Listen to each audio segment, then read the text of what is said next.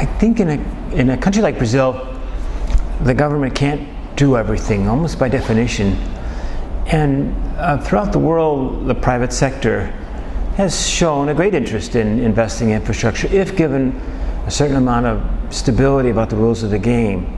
Infrastructural investments are not like other investments in that they're very long-term. Number one, they're very capital intensive. Number two, and number three, they're very politically sensitive. If one builds a road, a water sanitation plan, an electrical generating facility, those rates are controlled by governments, by regulatory agencies, as they should be. But that doesn't bring a lot of comfort to investors who may think, what's going to happen to my investment if the government changes?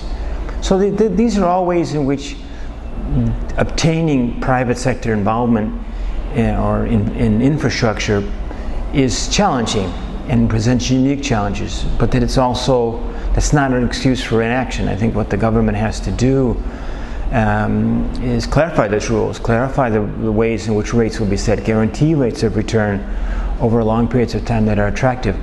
But the good news is this: I think Brazil has sort of led the way globally in involving the private sector in infrastructure.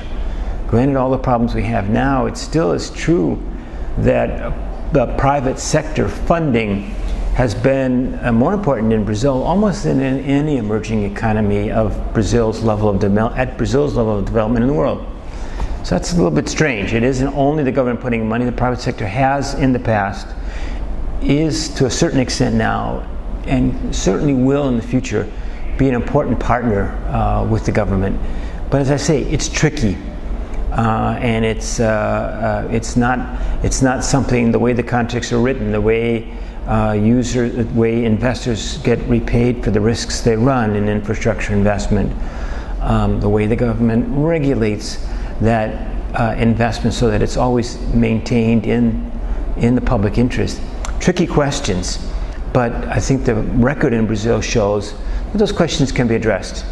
And I think what the needs in Brazil are now, with the urgent lack of infrastructure for the future, is that those questions have to be answered again in today's context.